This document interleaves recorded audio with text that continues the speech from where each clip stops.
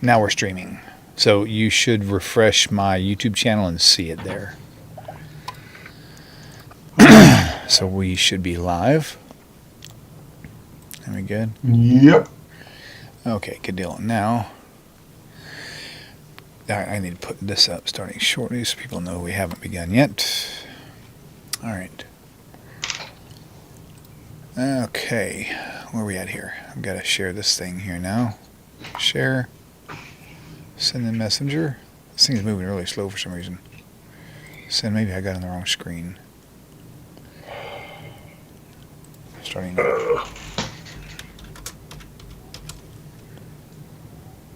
Okay. I thought I copied the entire thing. What the heck? Apparently not. Alright, now we got to go to...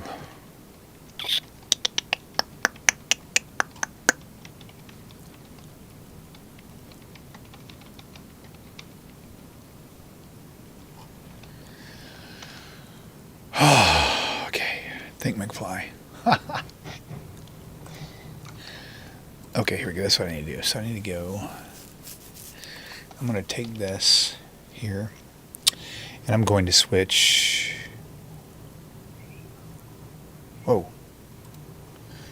Save. No, cancel. What do we got here? Oh, there we go. Alright, now let's go edit this. Pardon me. I need to switch this image because that has got a watermark on it that I don't want to see. Change. Desktop. Hi, TaNaCh. Hi, Christo. Hi, Andrea.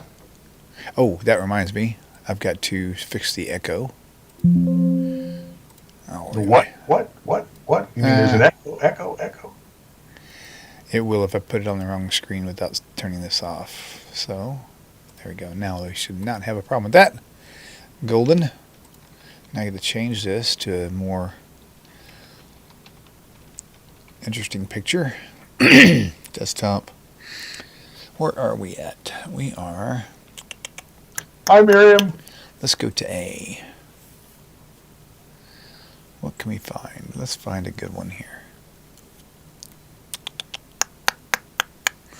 That's not what I was looking for. Desktop. Huh.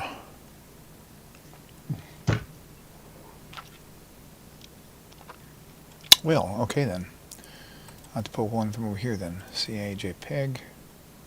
Oh, there it is. Ah. Hey, Wally. Okay, it's not one there either. JPEG. Here we go. Oh, yeah.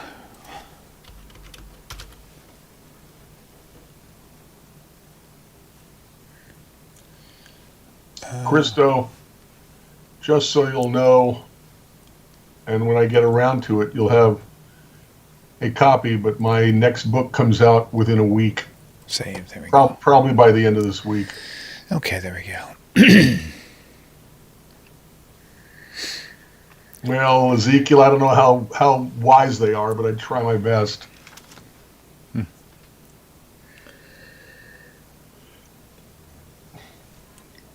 Miriam, that's how I get here every single week. Go to YouTube, do a search. All right.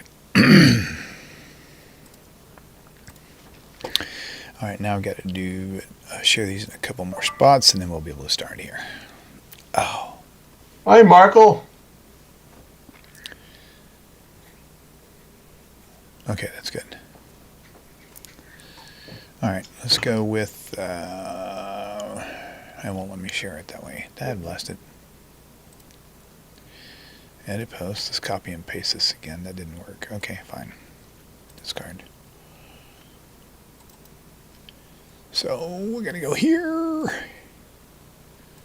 And paid. What in the world? I wonder if it's doing this because it's on a big monitor. Oh, there it goes. It's better. Yeah, me too, Miriam. But if you wait long enough, it should come up with a thing that says, like the title of the now streaming video or something like that. You click. That's the only way I can find it. She'll need to refresh her screen. If she don't see it, just refresh the screen. Yes, every week I have to refresh the screen for it to come up after William tells me that we're on already. So, and again, a lot of people think that they've subscribed and turned on all notifications, but a lot of people find out that they have not. You can subscribe, but you have to click the little bell icon and tell it which one of the 3 you want to be notified with. And if you just subscribed and that was it, that's not enough. You have to tell it, I want all notifications. And even then it might not work, but at least you've done your part, Okay, so there's that. That's all good now. We've got everything posted where it needs to be. It does appear. Okay. All right, very nice. Put this back here. Yeah, I can just hear so much better for fine-tuning. All right, so what we got here?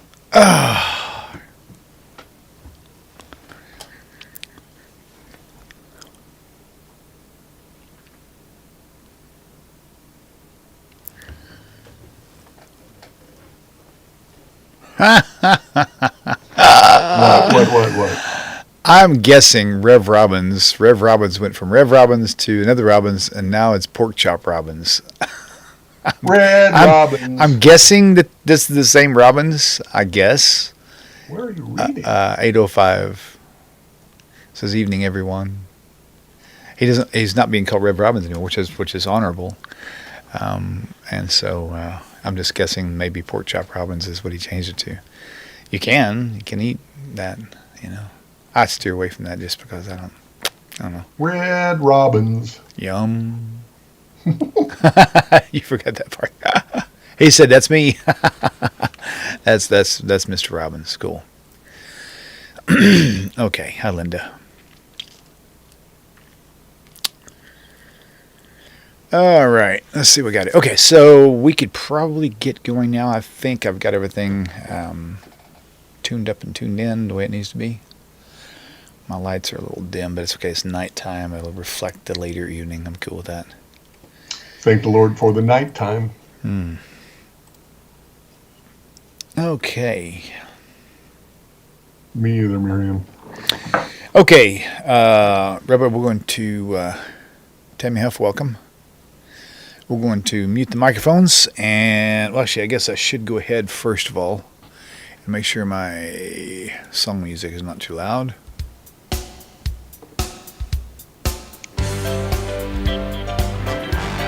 Check 1, 2, 3. That'll work right there.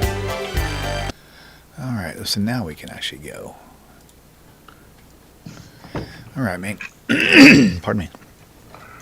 All right. No, Monique, I'm just tired. Well, if you must know, went shooting today, and in little or no time, it knocked me out. So. Okay, Rabbi, I'm muting the microphones. We're going to get going here. Here we go.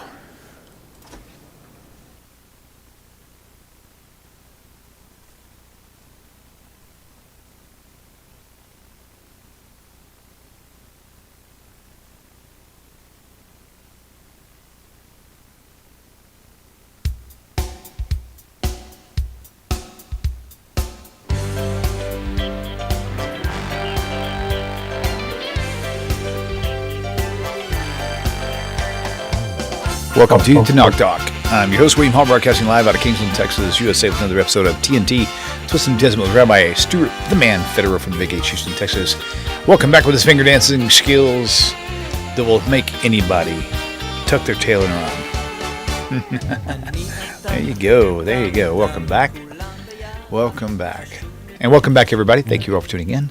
Glad you're here. All right, so we will get right on into what we're doing today. Yep. And so this topic, the title will be fairly thoroughly explored tonight. But what I want to do is I'm going to let you, let everybody know what triggered our topic tonight, and then why we went ahead and expanded the title to include the rest of the obvious part. So, welcome back, Rabbi. Well, good to be back. Hey. So, just to make a long story short, there is someone to be left unnamed who has a Facebook page, and her Facebook page has absolutely nothing to do with countering the efforts of Christian missionaries, B'nai Noach, New Testament critique, nothing that we discuss here or anybody discusses here on TaNaCh Talk. Just a fascinating. Is she herself a Noahide or? No, she's Jewish. Oh, okay. That's what I want to know. So she's Jewish, and she's posting something that has nothing to do with Judaism or nothing to do with Noahide at all? Her regular posts have nothing to do with anything. But it's kind of secular Jew, maybe? Secular-ish posting? Yeah, okay. Most likely. Okay, most likely. that's helpful. I don't know any details about, her life, but sure. So her father is not well. Her father is a veteran of the United States military, and he was telling her about an incident at the VA that he felt was the medical staff there basically not treating him right because he's a Jew. And her response to that, somewhat talking about her dad and what happened, all she did was post a meme, which you may have seen before, which is a comparison of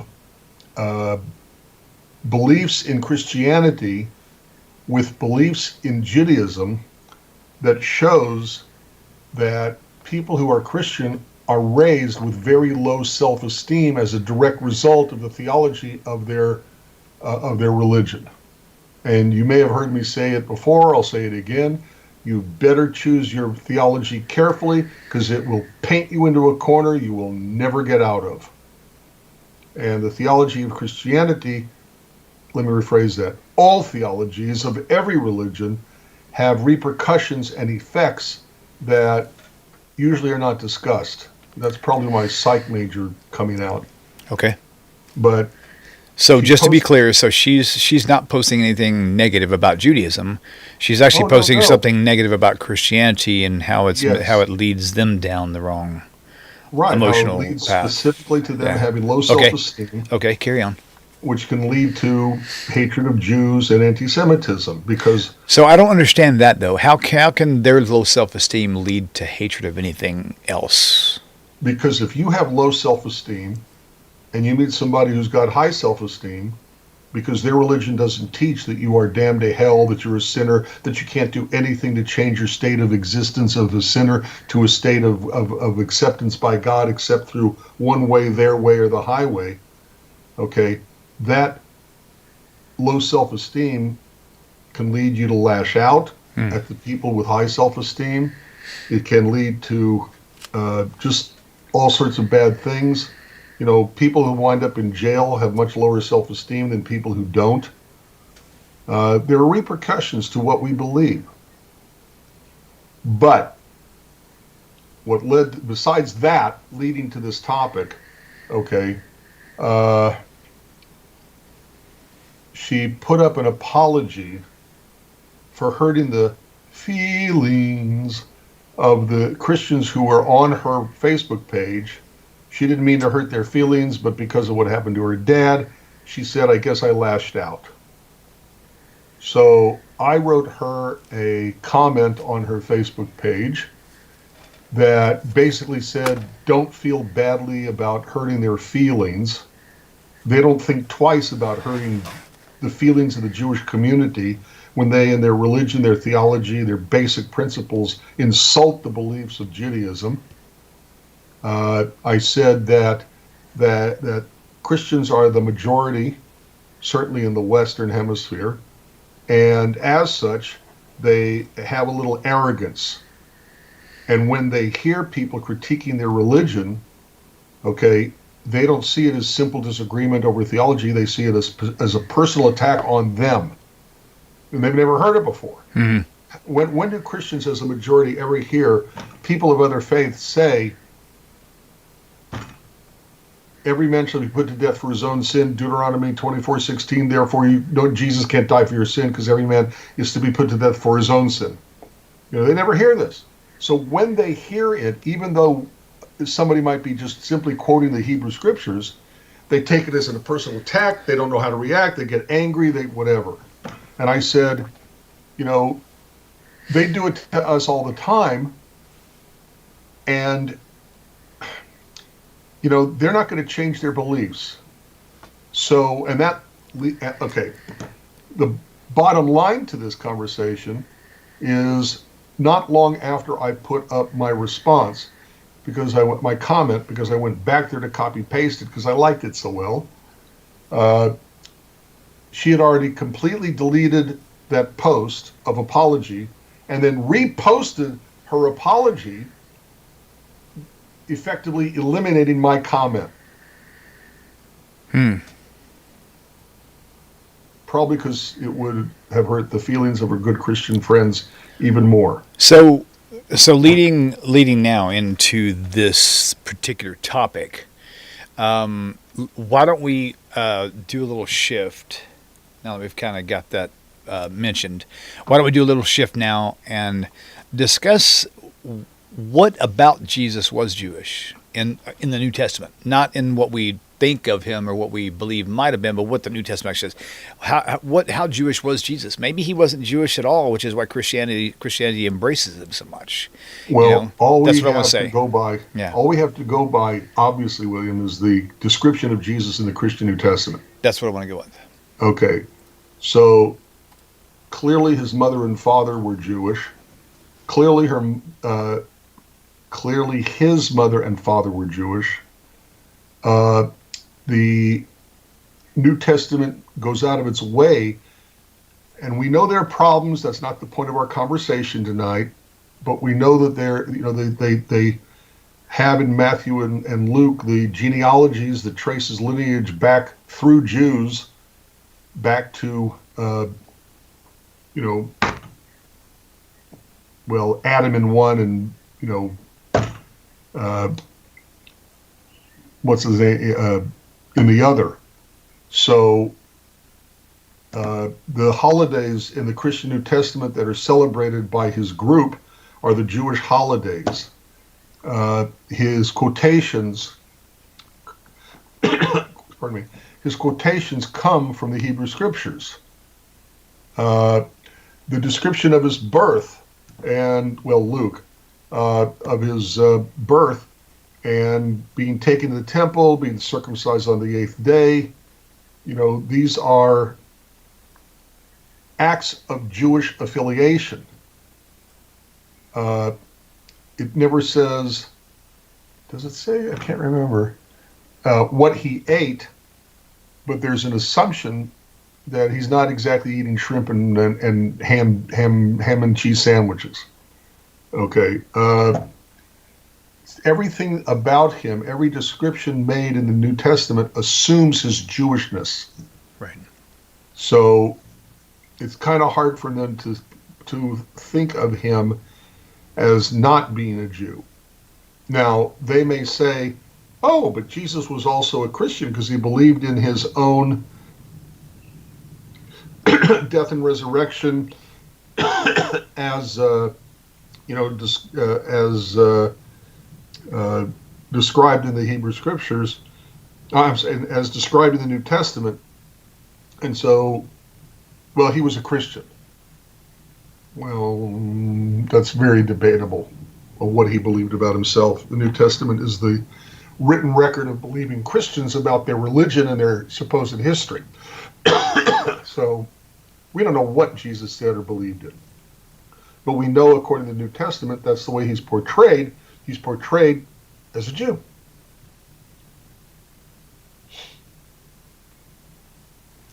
Right. Which still is just kind of puzzling to me because everything I remember in most of the churches I went to, that was the one thing that was never discussed was his Jewish identity. It was only discussed what his purpose was, which we know wasn't the purpose. I mean, it was all based on mistranslations and, right, false information per se. Mistranslations. What was I going to say? Another word. So clearly, like you said, even just based on the little things that you said, he was very clearly Jewish. He lived the Jewish lifestyle, you know. The holidays he celebrated were the Jewish ones. Yeah. He everything in the New Testament assumes he was Jewish. Even to him, when Christians like to use the area where he was criticizing the Pharisees, and when he says, you broaden your phylacteries, but even then, Jesus didn't say, "Why are you wearing those?" He said, "Why are you making them so big?" So Right. Yeah, he was supporting them wearing them. So right. In other words, boasting about their Jewishness. Yeah. Yep. And so I've never seen anything. The very first thing I ever saw Jewish about any church I ever any church I ever went to, and any church I ever saw on TV, was John Hagee. And he had, at the time, I thought it was very cool, because he had taken a Torah scroll and shamelessly cut it up in parts and was selling them off to people or something like that. And yeah, it was a Torah scroll that was no longer usable. I think, yeah. Yeah. But I was thinking, wow, that's an actual Torah scroll, dude. I would love to have a piece of that. Which of course we have our own concept of that with the mezuzah, but still, it was that was my first experience with it. Yeah, but that's not cut out of a Torah scroll. Right, that's made separately. Right. But that was the very first time I ever saw anything Jewish. And then the next thing I saw Jewish idea was the pastor of this one church we went to in Oklahoma. His name, Pastor Dean Cantrell, I believe his name was. And and in his front yard, it just simply said, "We support the Ten Commandments." I was like, "Oh, that's cool. That's like Jewish stuff right there," right? All the years in my church, I've never seen anything Jewish at all until as time progressed, and we got out of the 80s and 90s, and now we're in the age of the internet. People are starting to put up or start wear Jewish stars and stuff. But as a whole, if anybody before that time ever wore something like Jewish, completely like wore kippah or tzitzit or something like that into a church, they would have been probably kicked out. There's nothing Jewish about a church at all. There are a couple of jokes about that too, by the way, but forget it. I was going to say do tell, but use judgment on it. Yeah, well, the joke is these two Jews are very curious about Catholicism specifically. They go into a church and try to sit through a service, and the priest recognizes them as being Jews. So he starts saying things because he just wants to get them out of his church. And so he says, our special get-together after services are going to include ham sandwiches. So one of the Jewish guys gets up and walks out, but he's still got the other one there. So he says, and we're going to celebrate, especially well this coming Saturday. The second Jew just sits there and he says, he says everything he can to get rid of the second Jew, right. But the second Jew doesn't get up. Huh. Finally, he says, point blank, I can't seem to get my message across, so I'm asking any Jews here to please just leave the church. At that point, the statue of Mary turns to the statue of Joseph and says, "Grab the kid, we're leaving."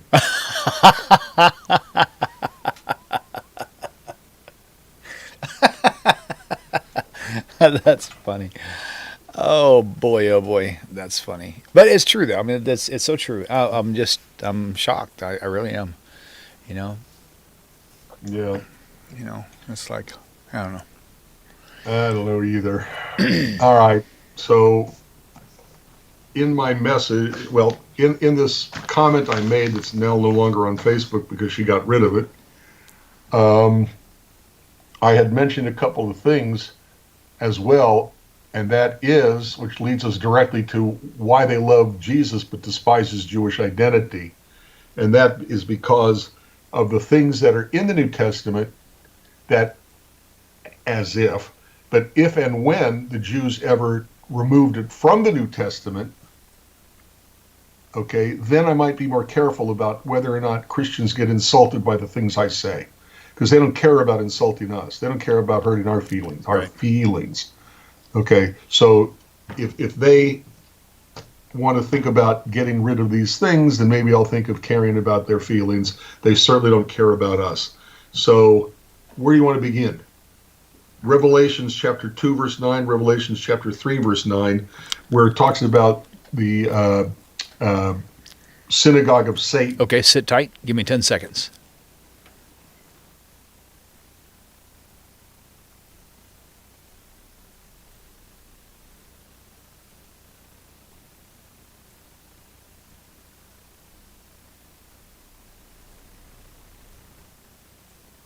Go ahead.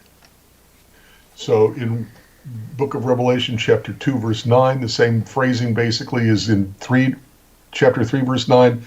I know your works and tribulation and poverty, even though you are rich, and I know the blasphemy of those which say they are Jews and are not, but are the synagogue of Satan, which makes people, oh, they're not real Jews. That's, the whole Khazar crap. To me, of course, my perspective on the statement, they say they are Jews and are not, but are the synagogue of Satan, sounds like every single Messianic synagogue on the planet. They say they're Jewish, but they're not, and they blaspheme against God. And that phrasing is both in Revelation chapter 2, verse 9, and also Revelation chapter 3, verse 9. I don't see them getting rid of that, but it makes Christians hate the Judaism from which Jesus sprang, to go to our title of our show tonight. Okay. In John chapter 8, verse 44. Okay, 10 seconds. Every time we pull up a scripture, I want to take 10 seconds because I want to insert this in the edit, and I won't know where they're at unless I have that silent mode. Okay, so give us 10 seconds. Just watch. Can you see me on the webcam? Yeah. You can see me on the webcam? Yeah. On your computer? Okay, so just watch my countdown.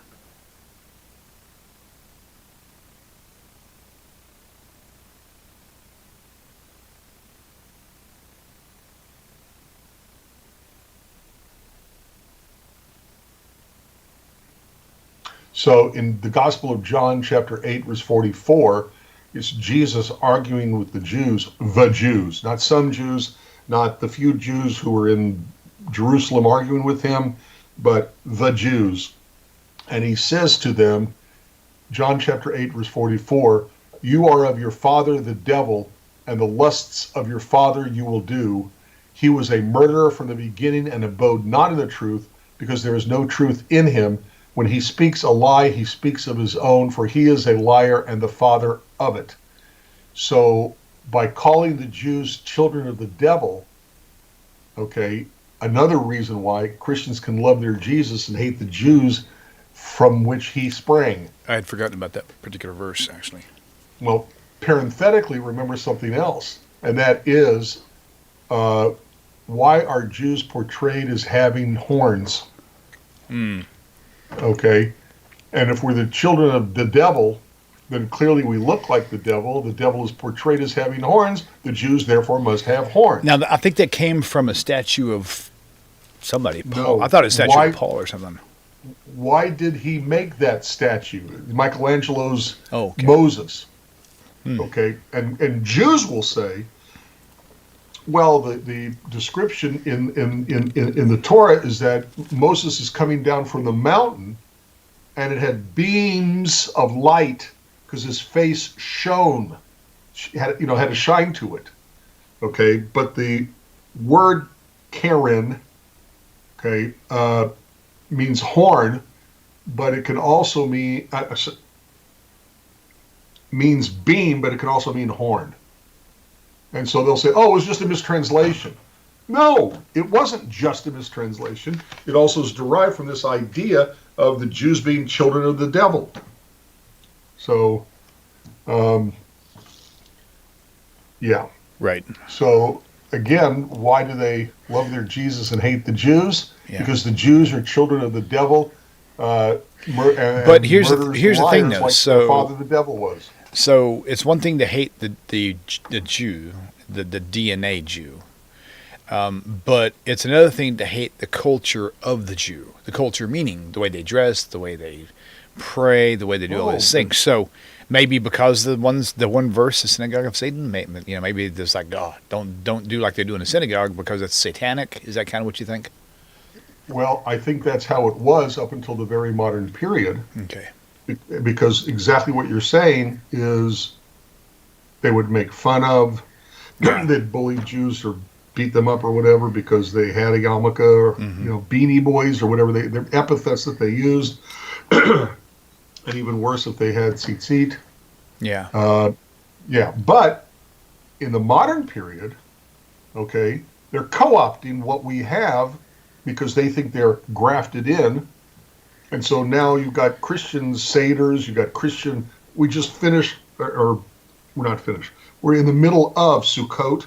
You'll have Christian churches who have a sukkah, okay, Christian sukkah, but a sukkah nevertheless. You'll have Christians as individuals who have a sukkah, which is based on another biblical verse about when the real Messiah comes, the world will be celebrating Sukkot.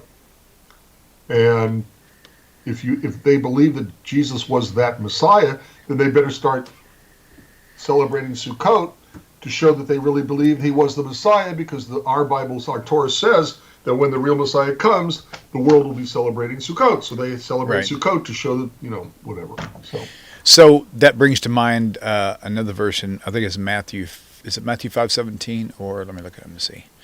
I want to look at Matthew. One second. There's a couple there. Matthew 5:17 and then Matthew 13:1-3. So 5:17. I'm going off memory, so I don't even know what it says.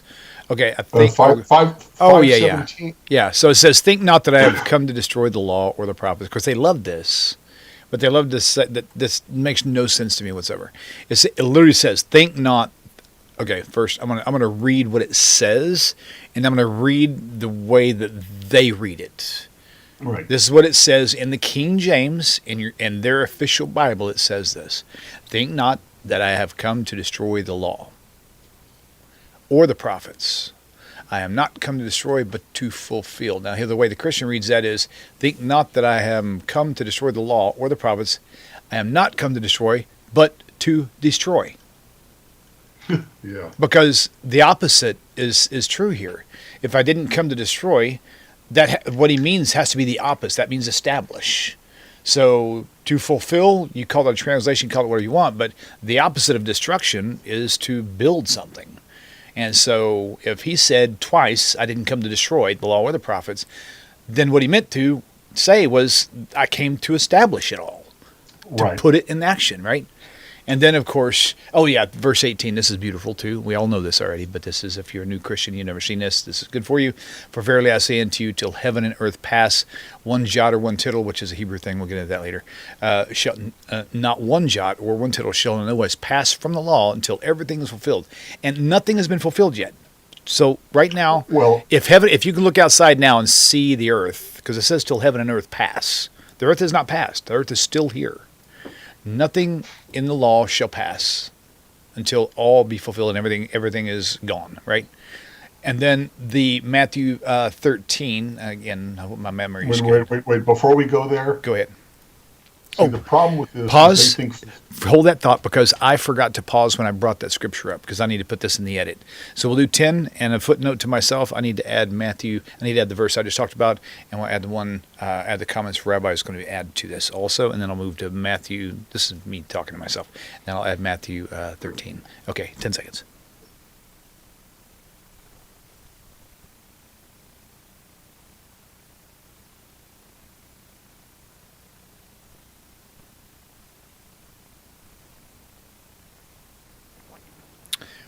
Go ahead, Rabbi. What were you going to say about Matthew 5?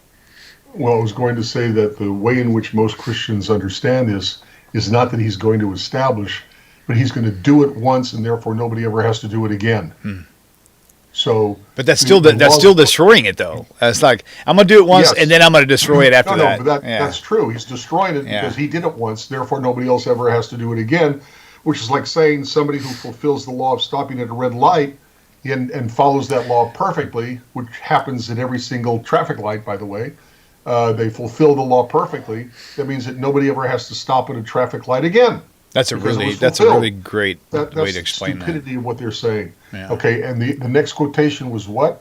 Matthew 7? Matthew 13, 1, let's see, hang on. No, that's not the right one. Is it 17 maybe? Hold on. Matthew 5, 21. Dagnabbit, that's not it either. Where's the one where he says, the scribes and the Pharisees sit in the seat of Moses, therefore everything that they tell you to do and observe? Right. It's somewhere, it's in Matthew. I thought it was, my numbers are off. It's been a long time since I've had to remember that. But that's what it says. Okay. Let's find that real fast. I'm going to mute us real quick.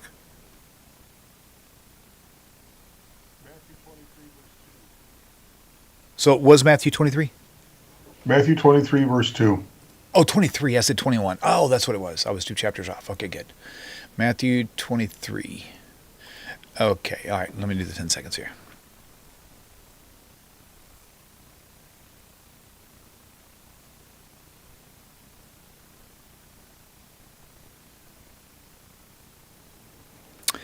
Okay, yeah, Rabbi, thanks for finding that. Matthew 23. Then spake Jesus to the multitude.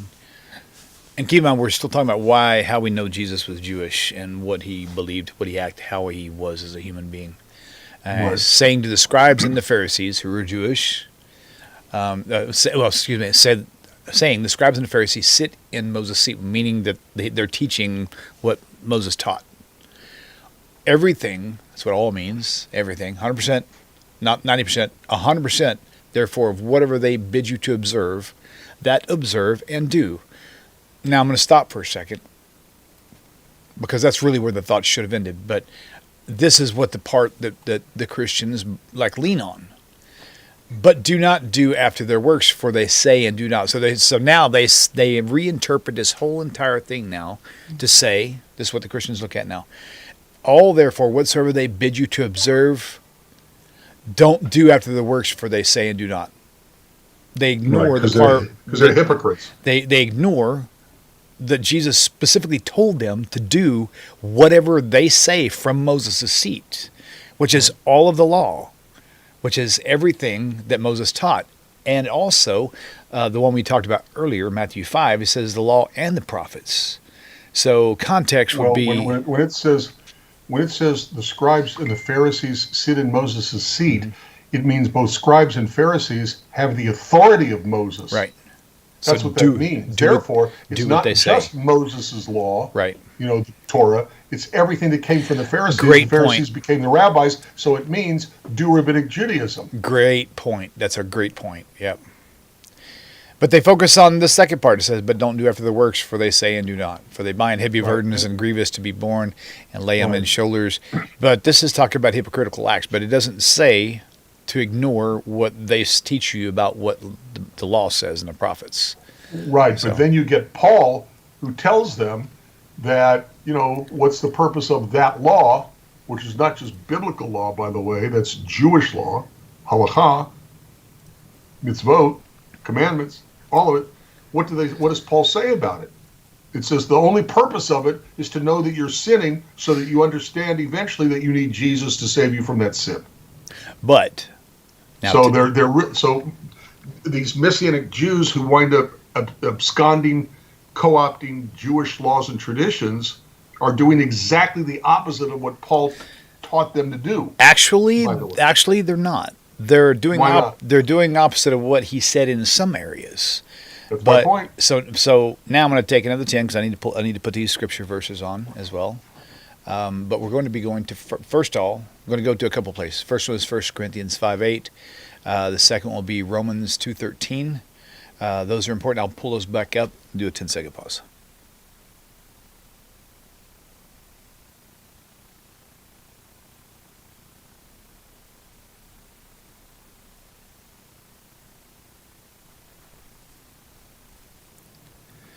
So in some places, he does talk trash, if you will, about the law and its purpose. Right. But in some places, he literally tells you, no, keep it. In fact, the first one is Romans 2:13, and he says, "Not the hearers of the law will be justified before God, but the doers of the law." That came right out of Paul's mouth, right? And also in 1 Corinthians 5:8, and there's more, but these are the ones I'm kind of going off memory from years ago. Therefore, let us keep the feast. What feast? That's in the law, or in the whole thing of Passover. This is all in Torah. Right. Therefore, let us keep the feast, not with the old leaven. That's how we know it's the feast of unleavened bread with Passover, not with the old leaven. Anyway, the rest of it's really pointless. But he's telling you to keep the feast of unleavened bread, right? And so Paul was a Torah keeper, but in some areas, like Galatians, good Lord. Galatians, Hebrews. Yeah, Messianics, but will literally tell you that's the letter they should have erased from the Bible because it sounds so anti-Semitic, sounds so anti-Jewish. Which is where they learn to hate the Judaism and the Jews that Jesus, who was a Jew, came from. Right. Right. Let me see. There was another one in 2 Corinthians. I forgot the verse at the site, though. I'm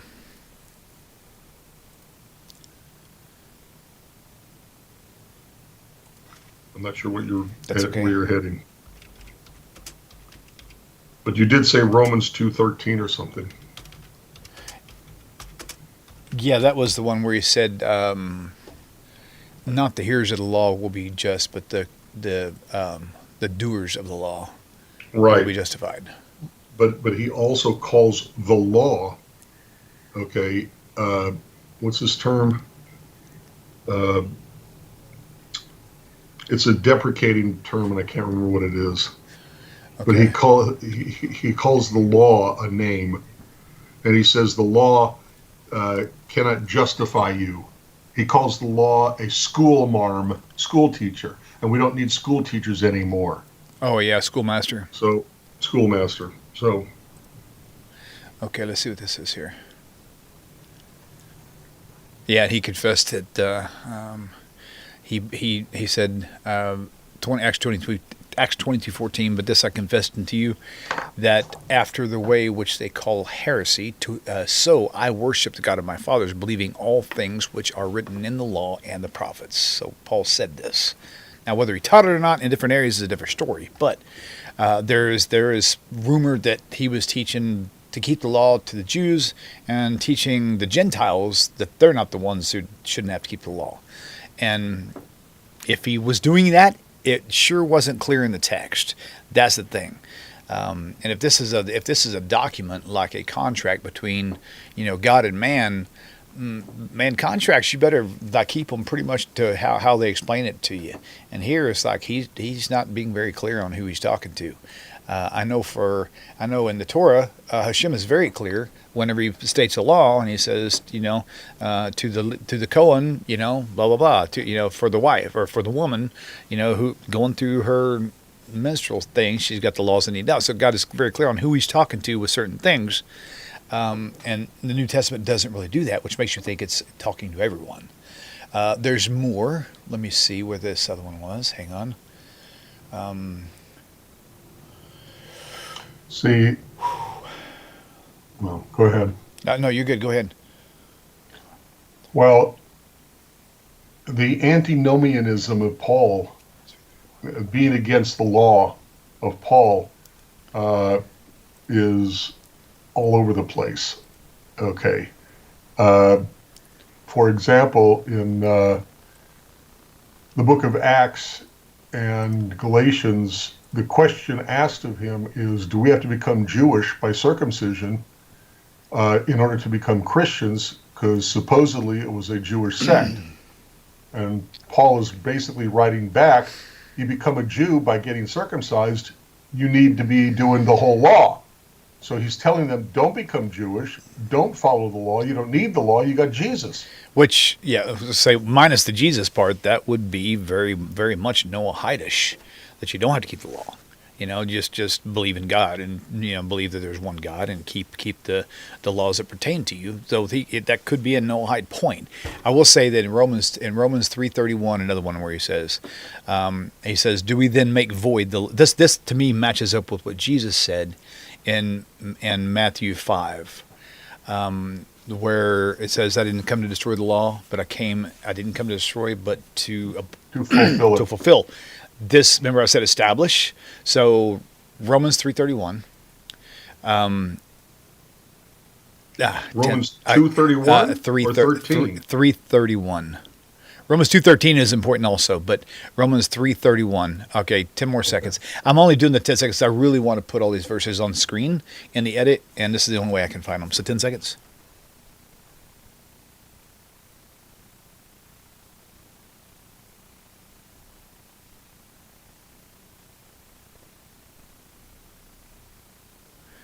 So Romans 3:31 says, "Do we then make void the law through faith?" Like Jesus said, He didn't come to abolish the law.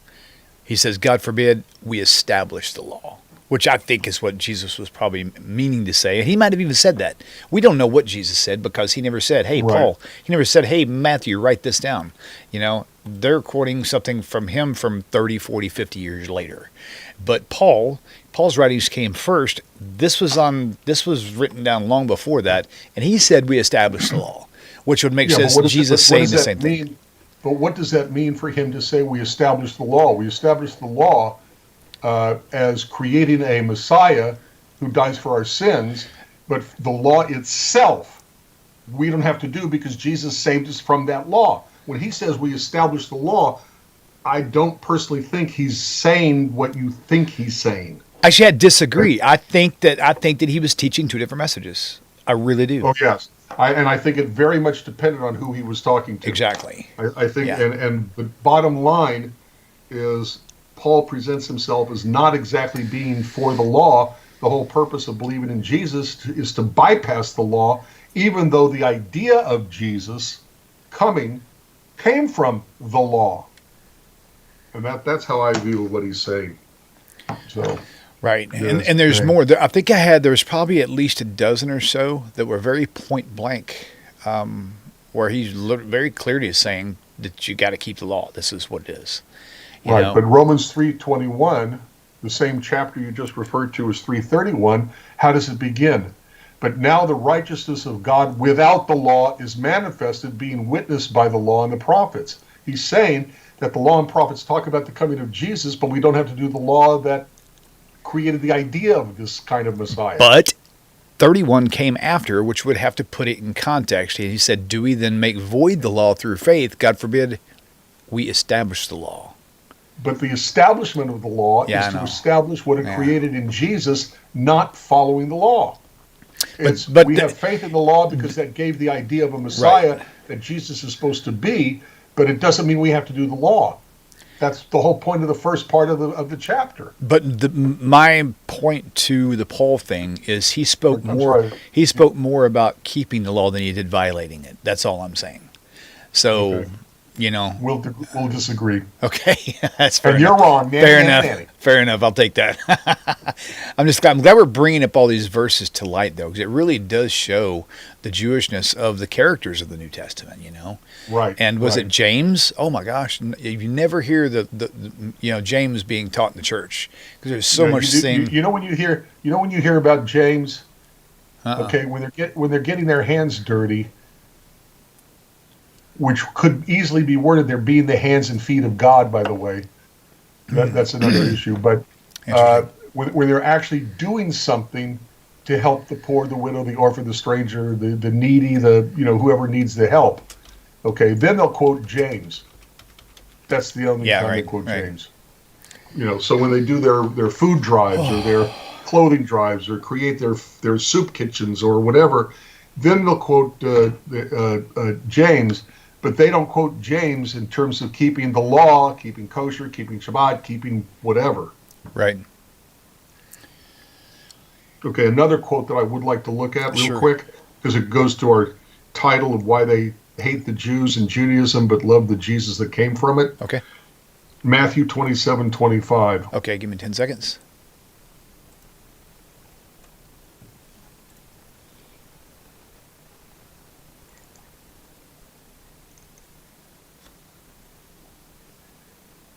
Okay.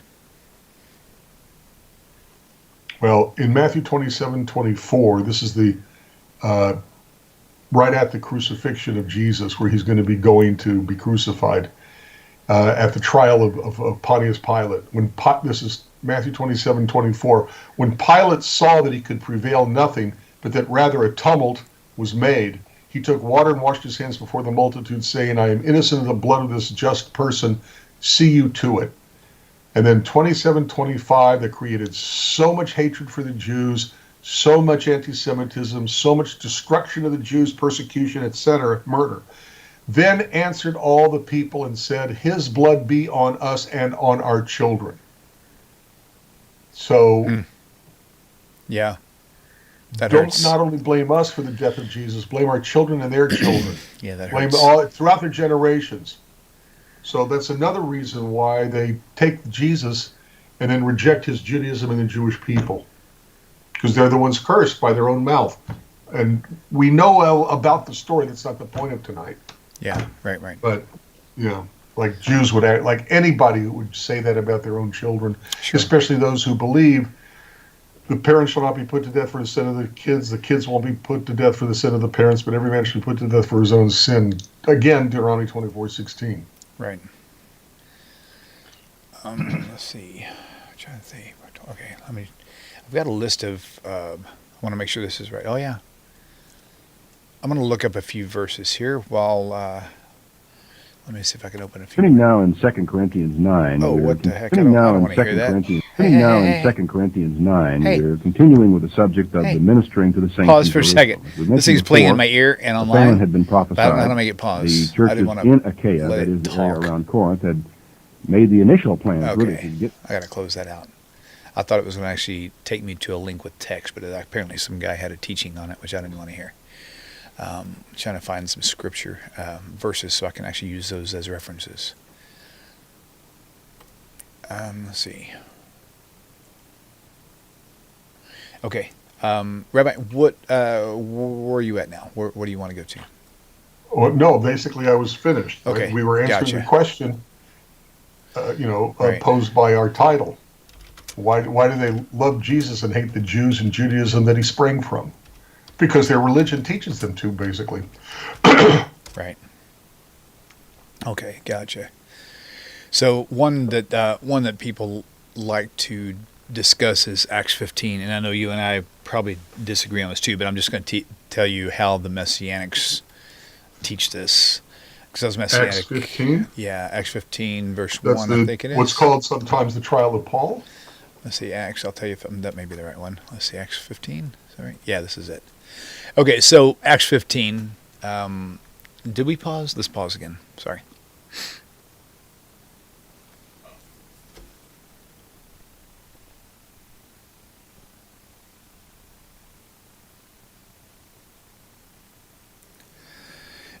So, Acts 15, it says, and certain men which came down from Judea taught the brethren and said, except you be circumcised after the manner of Moses, you cannot be saved.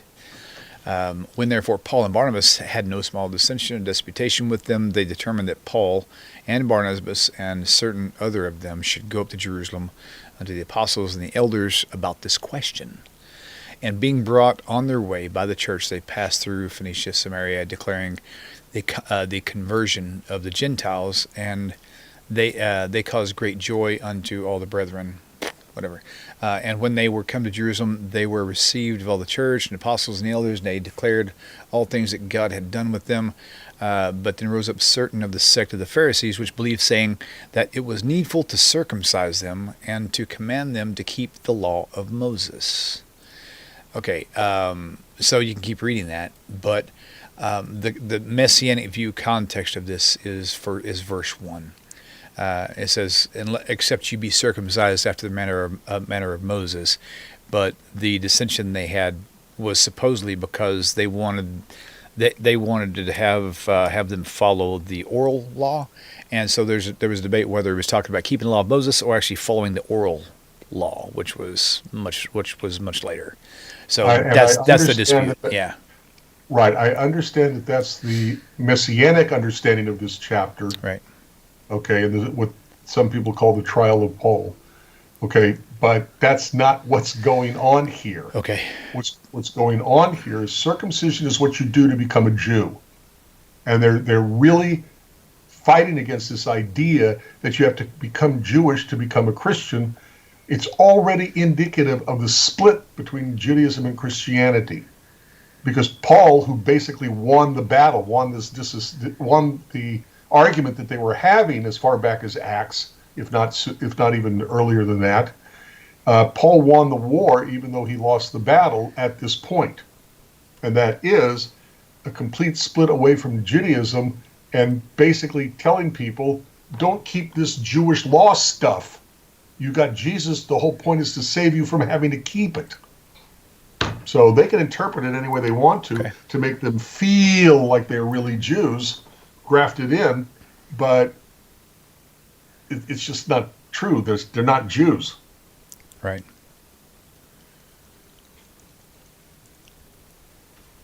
Okay, so let me I'm looking at a few more things here. I have so many tabs open, I keep losing where I'm at. 1 second here.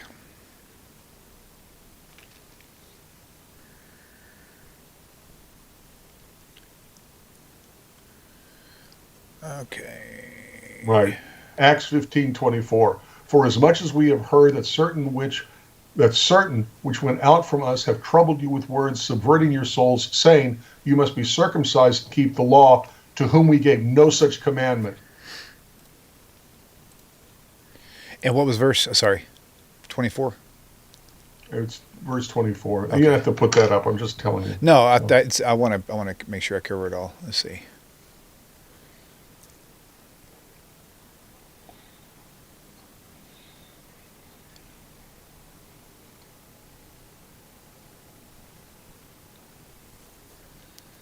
So another verse where Peter,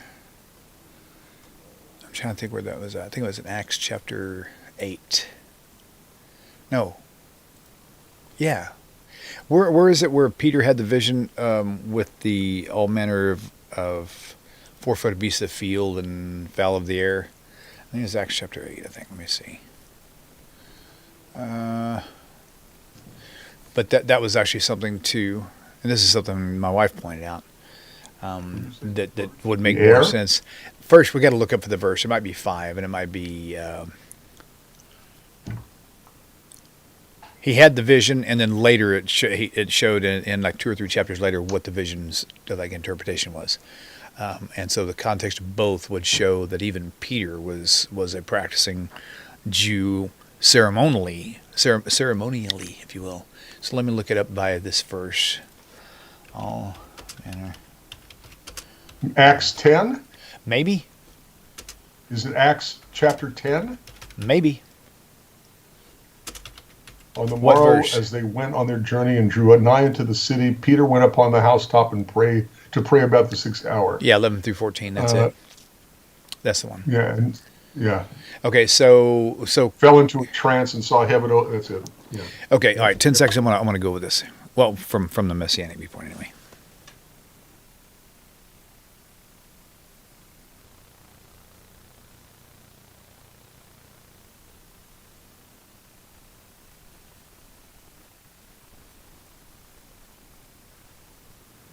Okay, 10:17 Acts. Oh. Okay, there we go. Oh, here we go. It's actually earlier. Oh, 10:11 through 17 is what it was. It says, then he became very hungry and would have eaten, but while they made ready, he fell into a trance and saw heaven open up, and a certain vessel descended upon him, as it had been a great sheet knit on the 4 corners and let down to the earth, wherein were all manner of 4-footed beasts of the earth, and wild beasts, and creeping things, and fowl of the air. And it says, and there came a voice from heaven, take Peter, kill and eat. And Peter said, not so, Lord, for I have never. And this is like he's been a Christian for how long now?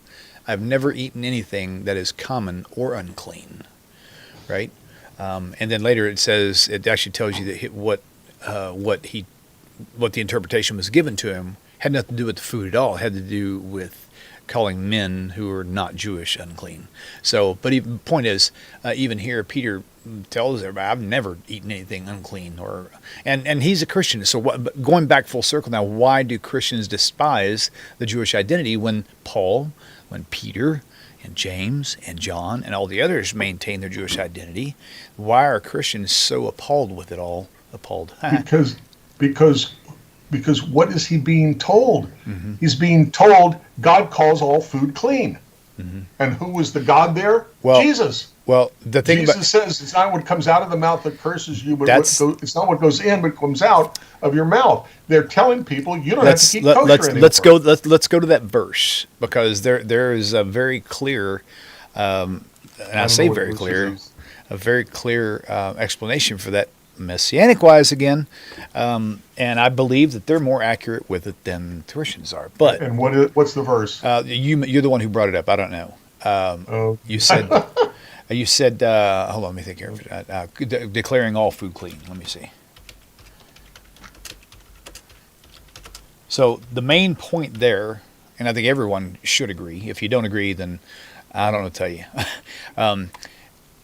Mark 7. No, wait. Is it Mark 7:19? No, I thought it was Peter or Paul did that. Let's go. Matthew 15. This is Mark 7 also, apparently. Okay. Mark 7:19. I'm going to open that tab. I'm going to see what that says. Hang on. Mark. I thought it was only Matthew, but I could be wrong. 7:19. Where are you at? Okay, so, and he said to them, are you without understanding also? Do you not perceive that whatsoever thing from without enters into a man cannot defile him? Okay. So, why is this ad covering up my screen? Okay.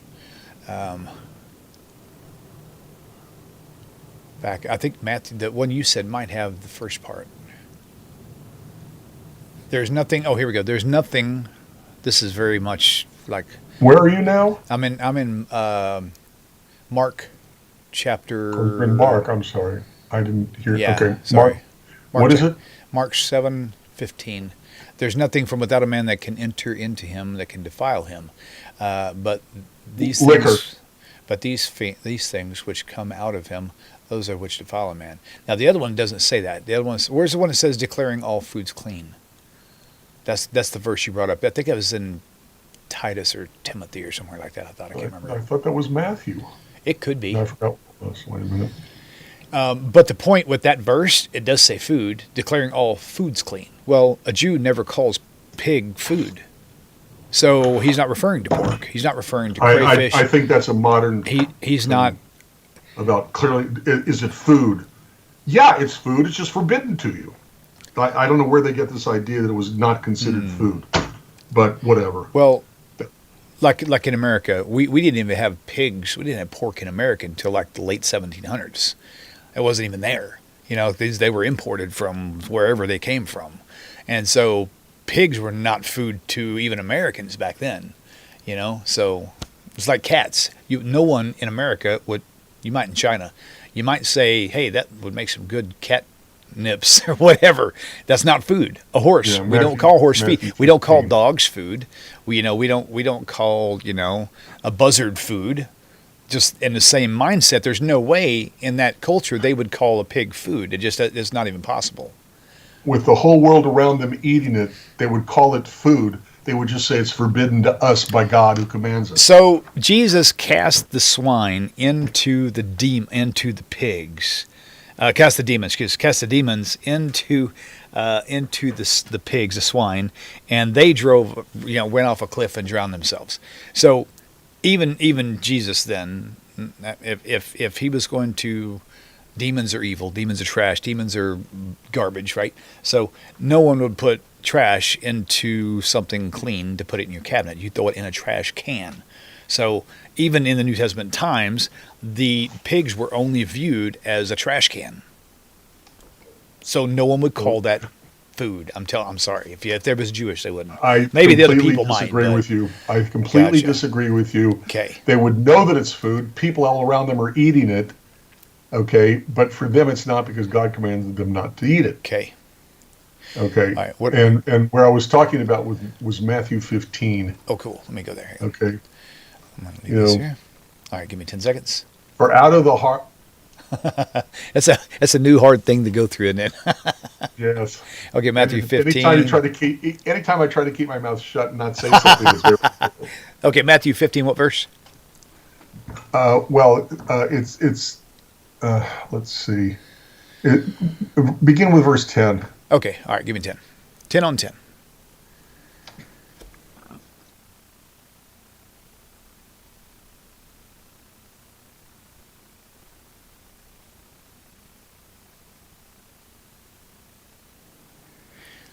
Okay, I've got it. Go ahead.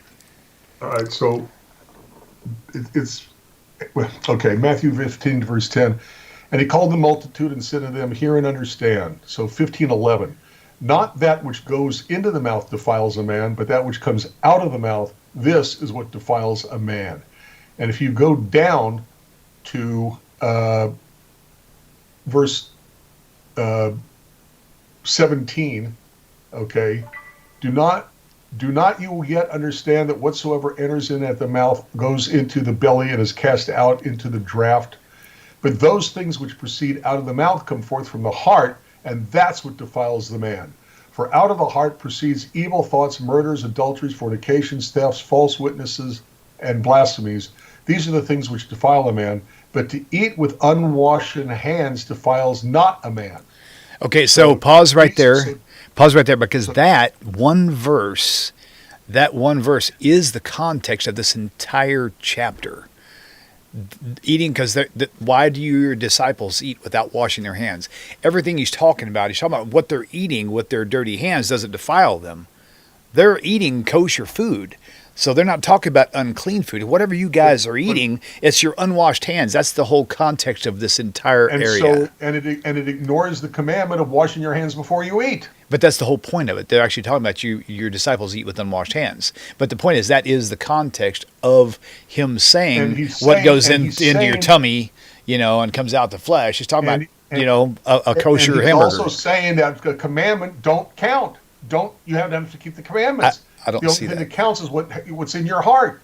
That's the basic idea of this. But so is that you don't have to keep the commandments. No, you don't have to keep the oral. There's no commandment in the Torah to wash your hands before you eat. That's the oral Torah. That's in the oral law. And what do these same messianics do today? I know, but my point is the actual text of their verses here is not talking about abandoning the commandments of Moses. It's about the oral traditions, the oral laws. So, yes, but you can't have one without the other. Well, you and I know that. You can't have one without the other. That shows how old I am. Nobody's going to recognize that song. That's great. Me. Actually, I recognize it from another show that's I used to watch years ago. Kind. Even when you're wrong. Okay. All right. Well, I think.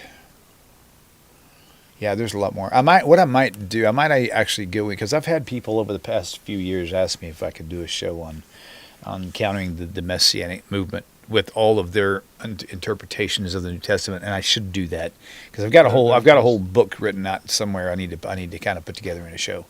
So, but this has just been like a little teaser for it. I guess. William, you really need to do that because it's trying to have their cake and eat it too. They're trying to say that we're real Jews. We're the real Jews. You're not. Right. Wow. Okay. To the Jewish community, they're the ones who are twisting their own interpretation, their Christian interpretation, to fit with what they want, which is to be the real Jews. Right. Right. Well, we have certainly filled up the hour. So that's good. That's good. Of course, I've got a bunch of 10-second spots I've got to go delete out. But that's okay. It'll still be close to an hour anyway. So, well, good deal. Okay, well, Rabbi, that can be a wrap for tonight then. And we will, there's some things that I saw. Go ahead. If you want to comment on some chat, is that what it is? You want to comment on chat? Yeah. Let's do this. Let's do this. We're gonna end the segment for the public video, and we'll call that it. But when I edit, I'll edit this part out. But while we do the pause and while I bring the show to a close, You be trying to find your chat area you want to discuss, and then after we close the show out, we're still live. Then we can just talk with chat back and forth for a little while. All right. Okay. And Majobri. I'm not sure I'm pronouncing Rabbi. that. Rabbi. What? Rabbi, did you hear anything I just said? Yes. What did I say? That we're going to stop the show and we're gonna not comment anymore right now. Oh, that I didn't hear you say. I didn't use those exact words, but that was the point. Well, see? Yeah, I know. I'm wrong again. Okay, so we're going to wind the show down for the recording segment, and then we're going to stay live for a few more minutes so you can answer these chat questions. All right. So, guys, all right, so 10 seconds, and then I'm going to do another 10 seconds right after because I got to piece this together where I know everything's at. Okay, 10-second pause.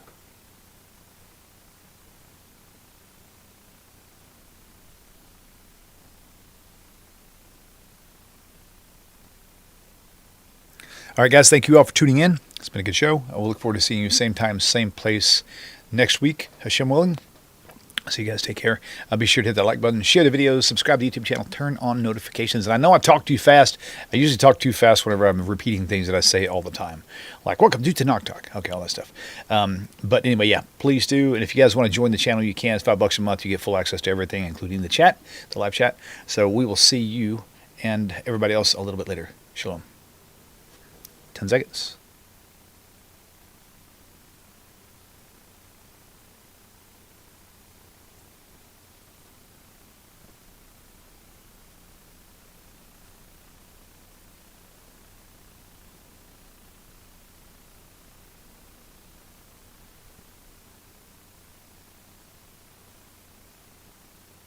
I decided to make it 10 seconds in dog ears. Okay, so technically the show's over. The edited version will have everything from here on deleted, but this original video will remain on YouTube and members only access. So, okay. All right, Rabbi, go ahead and do some of your Q&A in chat. Okay, now I got to go find this. You were supposed to be looking for them while I was doing it. I'm still looking. That's the problem. Was it a question? Majobri was talking about calling in, but I don't know his question. Gotcha. Okay, so we'll just tell him. That wasn't the only thing I wanted to comment on. I think is that Brian from Massachusetts? I think it is. Majobri, I can't remember. Let's see. I'm scrolling up to see. Okay, yeah, there we go. Majobri. Very good.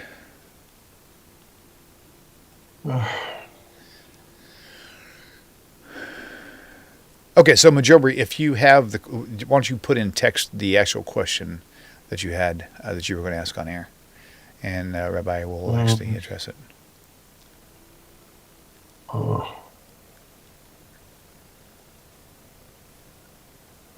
Let's see.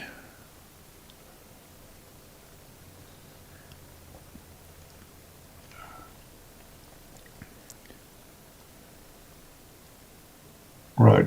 807, he says, calls accepted.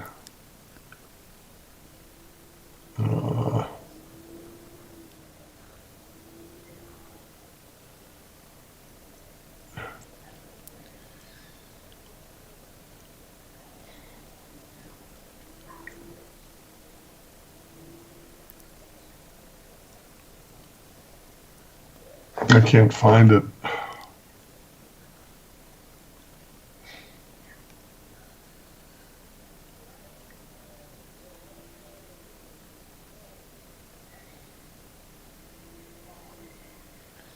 I can't remember who asked the question. Made a comment. I can't remember what time it was at or anything. That's okay. We may just have to. Yeah, we have to just abandon this for tonight. Let's see. All right, yeah. I didn't see anything noticeable. So again, guys, if you're still tuned in and you're still watching, if you have a question, tag me or Rabbi by starting to put the @ symbol, start typing our name, and then click on the name that pops up, and that will tag us. That way we'll see it. It'll actually turn bright orange for either me or Rabbi. Okay, Michael Martell, question on the cross when Jesus was saying, "Forgive them, Father, for they know not what they do." It seems like Jesus may have been saying "Tachnun." asking for repentance for himself. What do you think? I think that would be a very much later assignment to what came much earlier. I don't look at it that way. So, Okay. Meanwhile, I still can't find it. Yeah. What makes forgive them for what they do, but he knew he apparently, according to the New Testament, he knew he was supposed to die on the cross. So what are you saying forgive him for? Right, and then it's and they know not what they do. Yeah. I don't know the Greek, which is correct, but the translation I know says they don't know what they're doing. So Miriam asks, can you rescue an animal that fell into a pit on the Sabbath day? Of course you can, because it's something that's critical for that animal's life. It's not something that can wait till tomorrow. Of course you can. Anything that's life-threatening to a human or to an animal, you can do that, right, Rabbi? Yes, you're right. Whatever you said. Wait, you didn't hear me, but you're saying you agreed? You're funny. I'm trying to. Oh, okay, that's okay. I just hit the button to go all the way to the bottom. Oh, that's okay. Wait a minute. Right.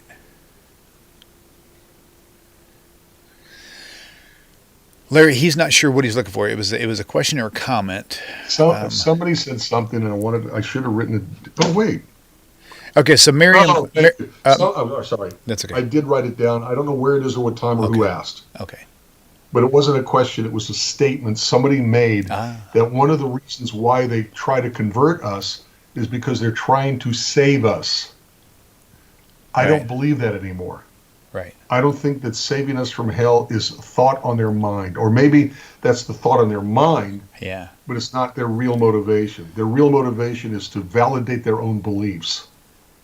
Subconsciously, maybe, yeah.